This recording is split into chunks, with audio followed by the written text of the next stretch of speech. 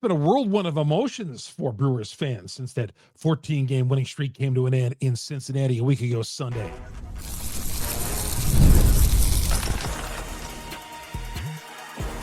You are Locked On Brewers, your daily Milwaukee Brewers podcast, part of the Locked On Podcast Network, your team every day. Hey, everybody. Great to have you along. Chuck Freimund, proud host of Locked On Brewers, part of Locked On Podcast Network. We are your team every day. Thank you, everybody, for being a daily listener and everydayer here on Locked On Brewers. Appreciate it. Thank you, thank you, thank you. This episode brought to you by FanDuel. FanDuel. Football season right around the corner.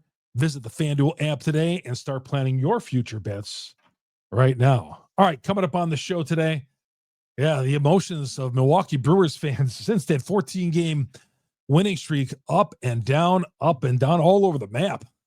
I get it. Back to the win column, though, on Monday night to open up the series against Arizona.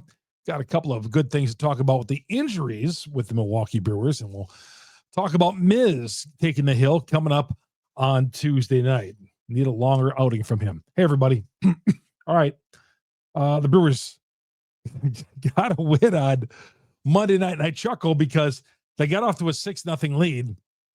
And I put out on Twitter, the Milwaukee Brewers are back. The same old Brewers or whatever I put on there. And, of course, no less, 20 minutes later, the lead is down to 6-5, and I'm getting it in my DMs. Oh, you spoke too soon. Oh, you jinxed the team. Oh, you did this. Oh, man. I wish I had that power to jinx the team. Guys, I don't believe in the jinxes. The one thing is, if you're going to, don't save the jinx stuff. Because if we're going to talk about jinxing the Milwaukee Brewers, man, I've been saying some of the same stuff all year about the Milwaukee Brewers, especially this summer when they rattled off, 40 of 50? I didn't hear any jinx talk then. But lately, I think fans are just like on the edge of their seats a little bit, a little worried about a few things. First of all, we know that they're not going to play at an 80% winning clip. I mean, I might have joked during that 14-game winning streak that the Brewers were never going to lose another game in their franchise history. But, I mean, in reality, I still think they're a good team.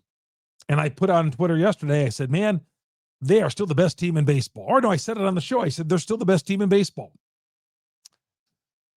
Now, let me modify that. They are the best team record-wise in baseball. They're not playing the best right now, even though they have the best record. They're not playing the best here in the last week. But I still think they're the best team in baseball. 82-50, they clinch a winning season. But since the Cincinnati loss a week ago Sunday, that was the game where Contreras hit the home run in the top of the ninth inning. They took a 2-1 lead, and then they ended up losing it, right? And then they had the series with the Cubs. They won the opener against the Cubs, lost 3 in a row there, came back and won the finale. Won last Friday night with Contreras hitting that walk-off home run. And I think things are good. All the magic is here, the euchre magic.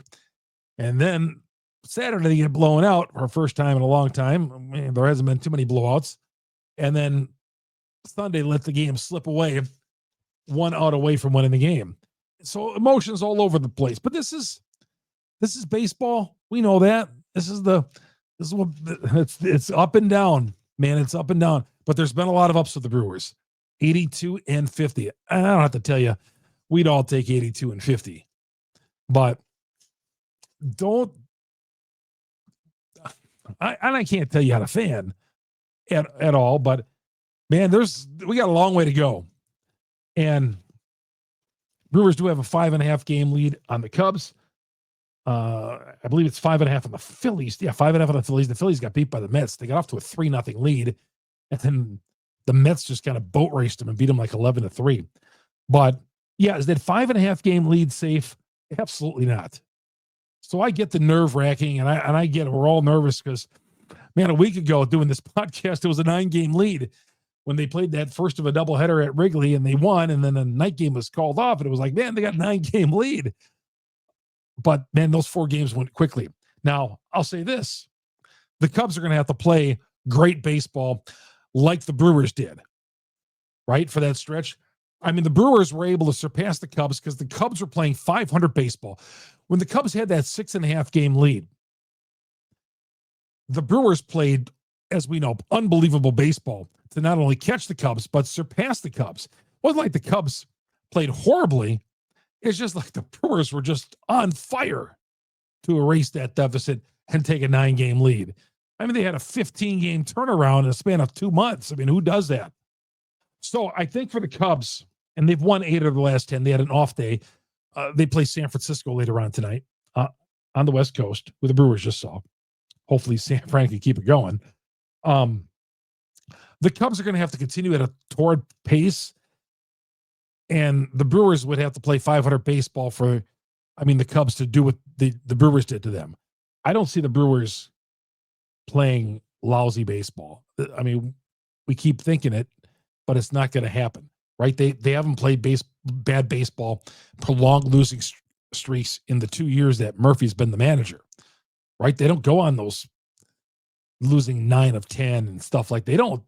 The Mets and the Dodgers and the Yankees and, some of those high profile teams, the Phillies, they've all gone through their slides. The Brewers haven't really, they had a 3-game skid last week against the Cubs.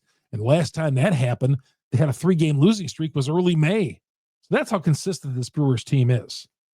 Now, once you get to the end of August and you get to the pennant race in September, I've seen some strange things happen, right? In 82, for those of you not old enough to remember, Brewers nearly blew out a 4-game lead in the final week of the season. I don't want to bring that up again, but man, they had to go to the final game of the season to beat Baltimore to win the division. Otherwise, the Brewers there never was nearly a World Series here because they had to win the final game of the season against Baltimore when it looked like, the things were going in the right direction. So, yeah, I've seen things in September. We all have. Look at the push the Brewers made in 2008 to get a wild card, right? They got a wild card. They played some good ball in 2008. Even to catch the Cubs to force game 163, the Brewers played great baseball in 2018 down the stretch, winning those 8 games in a row to force their game 163. So, yeah, strange. You get to September, and sometimes teams run out of gas.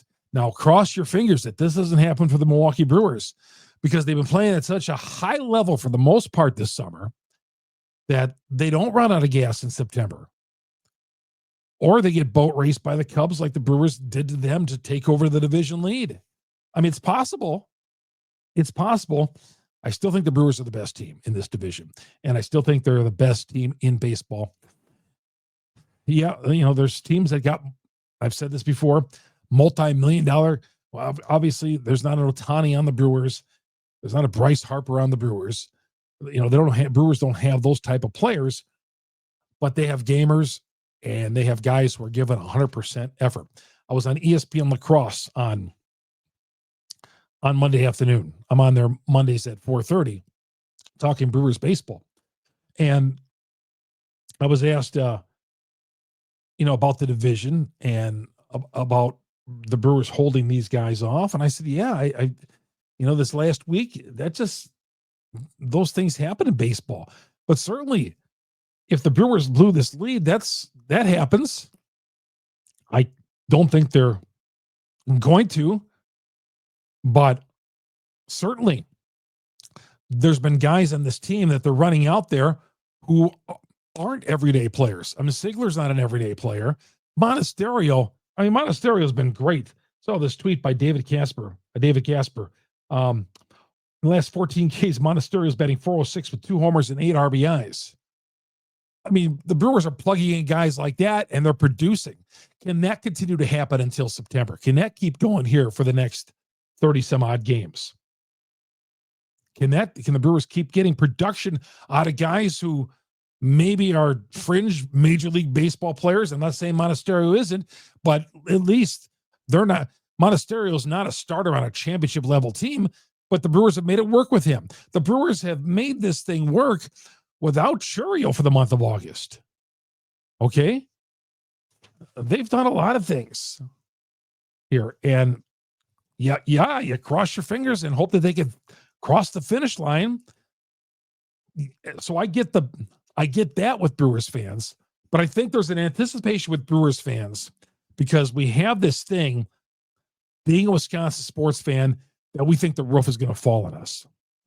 Because I feel like, and I've been here all my life, that, God, things go great in the regular season, and this happens, and we're just setting ourselves up for the disaster, right? I mean, look at all our teams, except for the Bucks winning the NBA title in 2021. A lot of our sports teams, man, they set us up, and the Packers have won, a few Super Bowls in our lifetime, at least mine. The Packers, recent years, they make this great regular season, everything is great, and all of a sudden they get to the playoffs and they run into the Niners. Brewers get to the playoffs, things looking great, they win 93 games, and then they can't get out of the first round of the playoffs. Right? They won a playoff series since 2018. I like to think this team is different. Brewers show a lot of signs of things. I mean, the effort is there. The Brewers are getting more production, out of a lot of different guys who they didn't count on this year. The $1 million question, can they keep this up to the finish line in September? Monday night, it was another one of those scares. We're going to talk about that coming up here in a little bit. The Brewers did get back in the win column. Got a little iffy there for a little bit. Injury update as well. And we're also going to talk about Miz's performance. And Miz has not had a lot of longer starts. In fact, it's been a while since he's gone a decent amount of innings. We'll get to that next as well here on Locked On Brewers. Locked On Brewers, part of Locked On Podcast Network. We are your team every day. If you're watching me on video here on YouTube, I had to shut my window. It's a beautiful night here in Wisconsin. And a train was going by. Of course, the train's going by while I'm in the middle of my podcast. Train hasn't gone by in all night. All right. This episode brought to you by FanDuel. FanDuel football season right around the corner. And with FanDuel, August 26th is their big day. It's officially FanDuel Futures Day. It's a brand new holiday for football fans who live for bold predictions and preseason hunches. Let's say you want to take a flyer on the MVP race, maybe a flyer on who's going to win the NFC North. Maybe you like the Packers, or a flyer on your Super Bowl champion. August 26th is the day to do it on FanDuel. FanDuel Futures Day. Visit the FanDuel app today. Start planning your future bets right now. We all do them. Futures Day, one day openly. That's on August 26th. FanDuel, play your game with FanDuel, America's #1 sports book. I'm Chuck Freimund here on Locked On Brewers, part of Locked On Podcast Network. Thank you, everybody, for being an everydayer and taking us in, listening to our podcast every day, whether it's on any of those audio platforms on there, Google, Spotify, Apple. We're on all the major platforms out there. Hey, if you're already listening to us on the audio platform, go to our growing YouTube page, search Locked On Brewers, hit the subscribe button, hit the bell. That'll alert you every time we drop an episode here on Locked On Brewers. And of course, you can always hit me up on Twitter, Chuck Freimund, Freimund, Freimund, and ask me anything you want. Hit me up on Facebook as well if you want. Message me there, friend me there on Facebook. We are a brewer community, and my Facebook and my Twitter account, man, the Brewers is what I do. I cover the Brewers on a regular basis. I'm at a lot of their games. I've been covering this team for a long time. I've been following the team all my life. So around this team a lot. I got a good pulse of what's going on with the Milwaukee Brewers. And I appreciate you guys always reaching out for me and telling me your stories and taking pictures when you go to games and all that. Love it. Imagine if Twitter was around in 1982, though, when the Brewers were blowing that lead in the final week of the season in Baltimore. Yeah, the Brewers were in the American League East back then. All right. But you know one thing about this, and I'm going to get to the game. One thing I really do like, it shows me that fans got a passion for the Milwaukee Brewers. It does. It shows me that you guys care, because there was a time in the franchise where people didn't care. I could do a Locked On Brewers probably in 1996 and get 3 watches. And my parents would be 2 of them. All right. And that would be it. And then maybe be looking at it. Nobody would be watching Locked On Brewers or listening to us back in the 90s, because the Brewers, 500 team, the Brewers nobody cared except for the stadium issue. Nobody cared. And into the 2000s, then Fielder and Weeks came along, and then it began to begin some momentum, Brewers momentum. But right now, Brewers momentum is at a high. Although I thought they had a pretty good ground. 20,000 on a Monday night, AmFam Field. I'll take that. 20,000. You had great crowds all weekend, of course, for the Euchre weekend. But 20,000 on a Monday night when kids are back to school. Well, not all kids, but most kids are back to school. I thought that's still Brewer fans fantastic. Tonight's game, Woodruff. What an odd start for Woodruff. Sets down 14 in a row, allowed one hit. It was kind of a fluke hit early in the game. And then he sets down 14 in a row. Then the sixth inning comes, and he gives up 5 runs, including a 3-run homer, and he can't even make it out of the sixth inning. Ashby, though, came on in relief, and Ashby was great. Inning and 2/3, 5 Ks. Ashby saved the day. The Brewers didn't need a short start out of Woodruff. They pushed his limits to 97 pitches. Season high. Murphy said afterwards, we are pushing the limit on Woodruff tonight. We thought maybe they might be scaling back and tapering his pitches.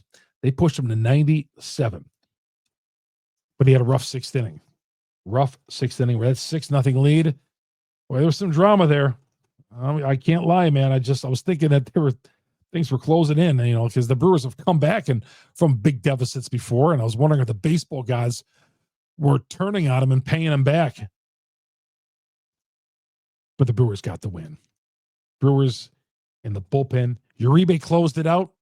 I know some of you have messaged me. You want Uribe to close it out. Uribe is not the new closer. McGill was unavailable. But Uribe did a nice job and continues his great season. Now, the dance he does when he walks off the mound, I don't know about that. But whatever pumps him up, motivates him, that's his thing. I do like it when he does his cowboy thing. I do think that is pretty cool. But he closed out the game. When there was no closer available, he closed out. He was and of course, Uribe is the closer in waiting eventually someday. But Durbin, a lot of the talk around town today was the Durbin getting pinch hit for in the 9th inning. I got asked that a lot when I ran into the people today. When I talked about that on my podcast yesterday, and I put out a tweet, never, ever, ever, ever, ever, ever should Durbin be pinch hit for. Hit a home run tonight on Monday night. Durbin, never pinch hit for Durbin. There's no logical reason to ever pinch hit for that guy. And I'm not saying Durbin is George Brett over at third base, but still, never pinch hit for Durbin. That guy's got the clutch gene. Some guys got it. Some guys don't. Durbin, to me, I don't care if he's an 0 for 25 slump. I want that guy in every game.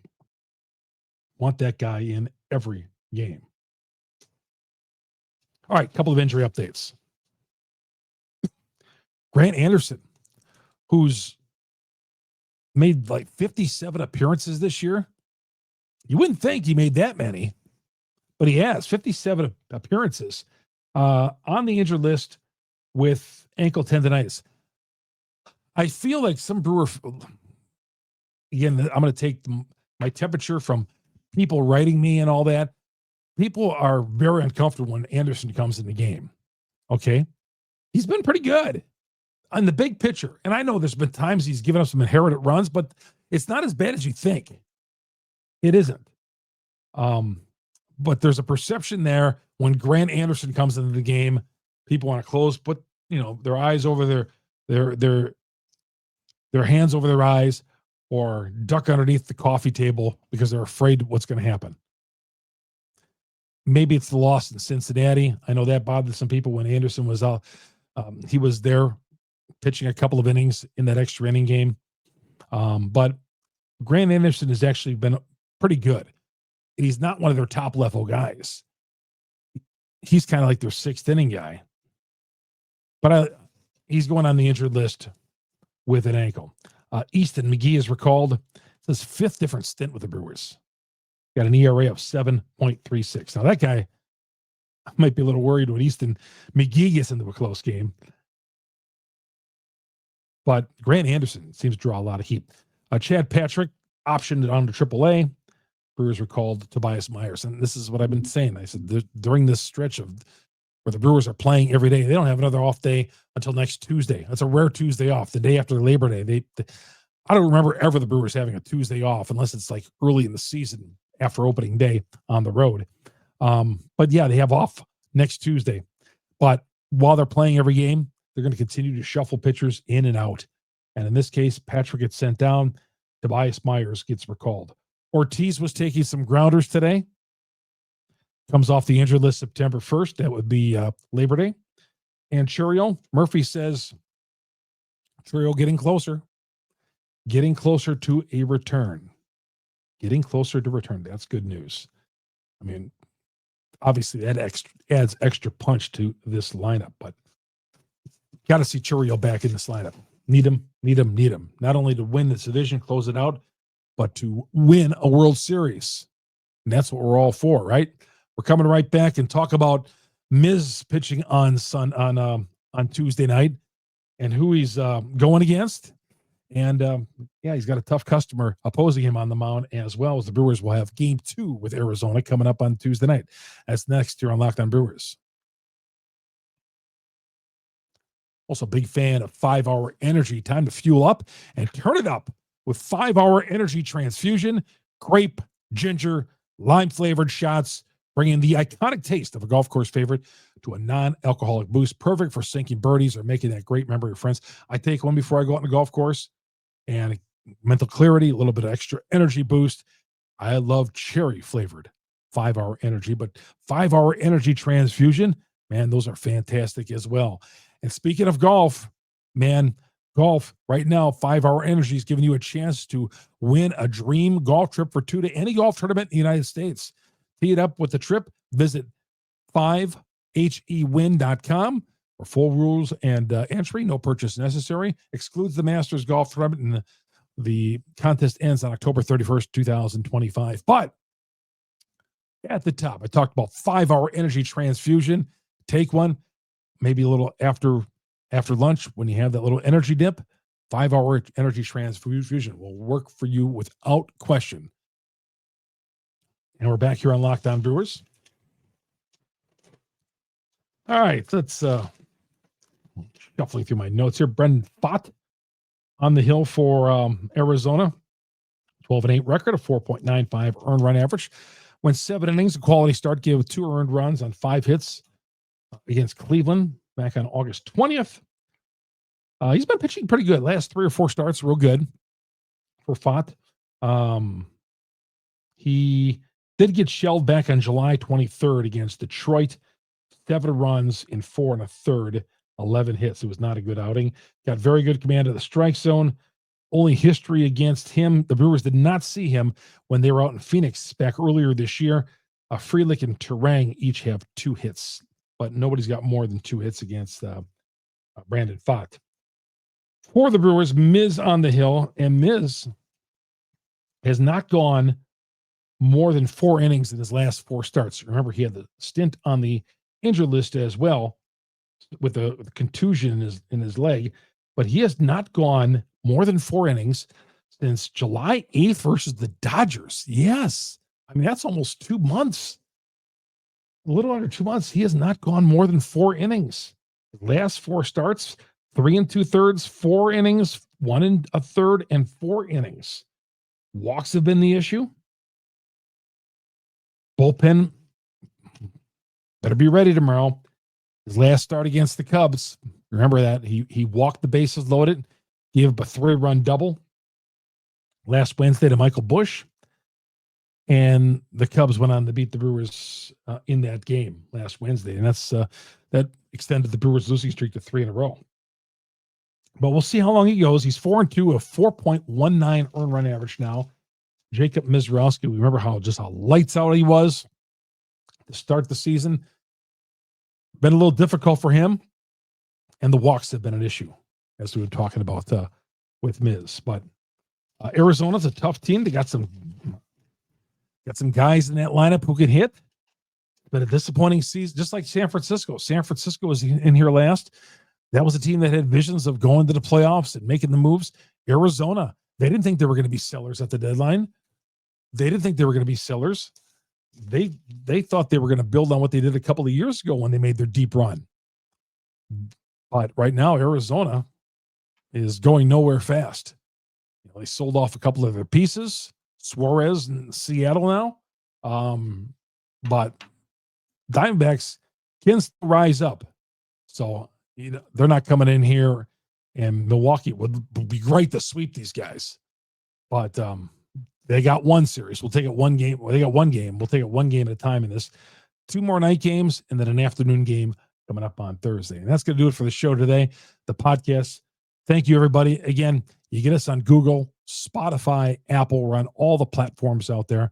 We're the #1 Brewers podcast on the internet because of you Brewer fans out there. You guys make us the #1 podcast. Thank you, everydayers, all you everydayers, for listening to us and writing me. And I'm telling you, I tell you this every day, but I love it. I tell you, I love you, and I love it, man. I love when you do this. I love that you guys listen, because I wouldn't be here because if it wasn't for you guys. And, of course, our growing YouTube page, search Locked On Brewers on YouTube. Hit the subscribe button, hit the bell. That alerts you every time we drop an episode here on Locked On Brewers. And if you see me at the game here the next 3 days, see me walking to the press box, or you see me walking through the crowd, stop and, by all means, please stop and say hello. I don't want to hear, I saw you were in a hurry and I didn't want to say anything to you. Please stop me and say hello, of all things. I'm never in that big of a hurry where I can't stop and say hello, especially to somebody who's taking this podcast in every day here on Locked On Brewers, man. So please do that. Enjoy your Tuesday, everybody. Hopefully we'll see you at the games here in the next 3 days. And we'll definitely talk to you right here, late night, Tuesday night, after the Brewers hopefully get another win over the Diamondbacks. Chuck Freimund, Locked On Brewers, part of the Locked On Podcast Network. We are your team every day.